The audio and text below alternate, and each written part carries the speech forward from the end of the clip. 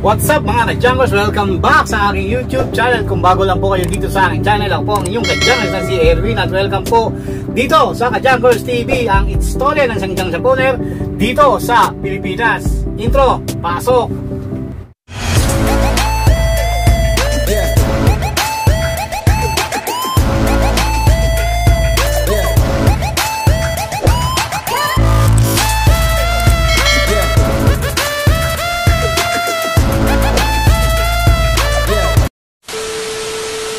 And today's video mga dyan sa mga umaga sa inyo sa makipaning ng mundo. Ang araw ngayon ay Monday, April 21 na po mga ka-dyan, no? At ang oras na ay 11:43 na lang umaga, no? At magkatanghalian na rin. So nandito ako mga ka-dyan sa area ng Malabon. Nandito ang aming delivery for today.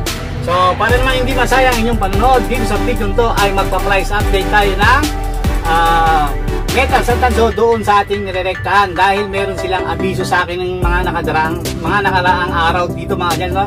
And syempre 2 weeks tayo hindi nakapag-upload ng video dahil na busy tayo sa pag-upload ko ng video ko sa Facebook, no? Kasi nag-upload ako ng video mga video ko sa Facebook para doon sa aking buhay company driver, no? So ngayon medyo hahatiin ko na yung pagbibideo ko at bibigyan na natin ng panahon ating mga price update dahil maraming nag-aabang yan dito sa aking channel na ka-Junkers TV. So huwag natin patagalin.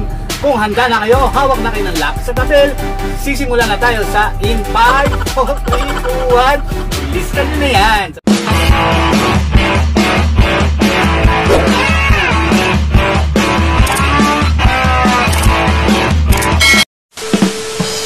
So yan, nakalimutan ko na yung mga pattern ko guys. So yun, magsisimula tayo mga dyan sa presyo ng mga metal. So kung handa na kayo, simulan na natin yan sa presyo ng Jalousie Aluminum. So ang presyo ng Aluminum Jalousie doon sa ating rektahan ay 117 na lang mga ka-Junkers. At sinusundan yan ng aluminum rim o yung tinatawag na max dahil ang presyo niyan doon sa ating rektahan ay 110 na lang mga ka-Junkers, no? So punta na tayo sa pangatlo, ang aluminum light. Ang presyo ng aluminum light doon sa ating rektahan ay 104 na lang mga ka-Junkers. At siyempre kung may aluminum light, mayroon tinatawag na aluminum hard o yung tinatawag na solid. Ang presyo ng aluminum solid doon sa ating rektahan ay 104 na rin, no? Magkapresyo na sila ng aluminum light. Pero kahit na magkapresyo yan, kailangan sisegregate pa rin yan pagdating doon sa rektahan, no?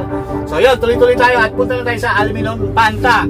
Ang presyo ng aluminum panta doon sa ating rektahan ay 94 pesos per kilo. At ang sumunod, ang aluminum spam, ang presyo niyan doon sa ating rektahan, ang init doon sa ating rektahan ay 94 pesos din mga ka-Junkers, no? So inuulit ko, kahit na magkapares sila ng presyo, pagdating doon sa rektahan, kailangan nakasegregate pa rin po yan, no mga ka-Junkers, no? So punta na tayo sa panlima, yung aluminum condenser. Ito yung aluminum lang na puro, hindi ito yung may halong tanso, no? So aluminum lang binabanggit ko. So ang presyo ng aluminum condenser doon sa ating rektahan ay 90 pesos per kilo. At yung pangawalo natin, yung condenser tastas. Ito yung condenser na merong tanso. So ang babanggitin ko, yung pinagtastasan ng aluminum. So yung aluminum ang aking bibigyan ng presyo dahil ang condenser tastas doon sa ating rektahan ay 88 pesos per kilo. At yung aluminum kaldero, kasama na dito yung kawali, ang presyo niyan doon sa ating rektahan ng kaldero kawali ay 88 pesos din mga ka-Junkers. So pang 10 aluminum zinc. Ang presyo ng aluminum zinc doon sa ating rektahan ay 102 na mga ka-Junkers per kilo. So binibilisan ko lang dahil napakainit dito sa truck guys. So yun, ang pang 11 mga ka-Junkers ay yung stainless. So yung stainless naman na babanggitin ko ay yung stainless good lang. Dahil doon sa presyo ng nirerektahan natin mga ka-Junkers ng stainless ay isang klase lang ang binibili nila doon. Basta pag granite, tininit na nila yung apoy nung pagka-grind nyo, yun doon lang titignan kung good o reject, no?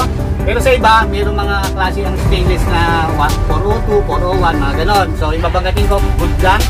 So ang presyo ng stainless good doon sa ating rektahan ay 59 pesos per kilo.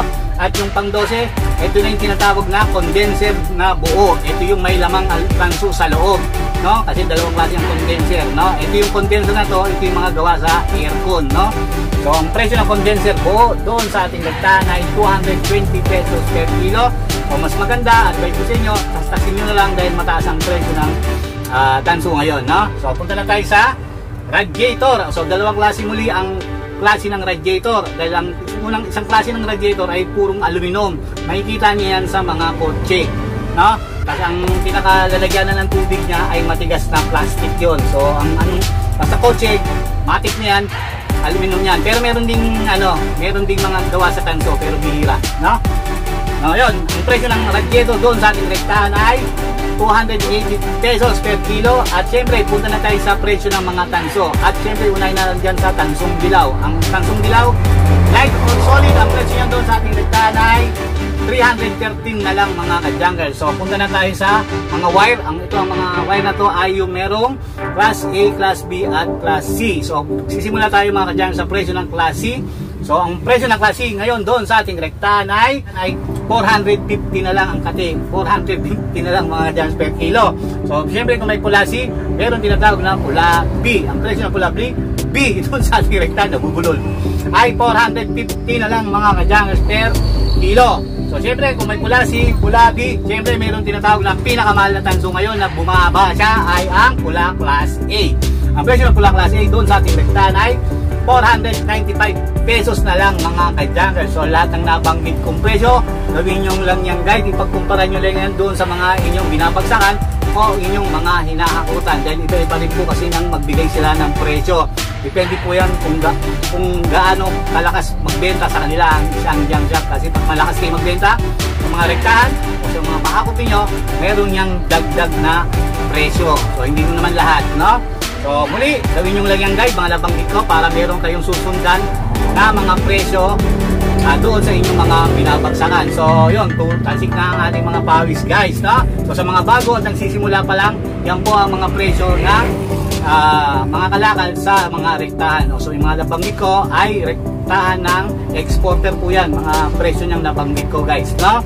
So sa mga bago, so yan, meron kayong idea kung magkano nga ba ang mga presyo ng mga kalakal pagdating na sa exporter. So yun, makikita nyo, mapag-aaralan nyo kung magkano nga ang kinikita ng isang junk shop owner, no? So yun, sana nagustuhan nyo ating video for today.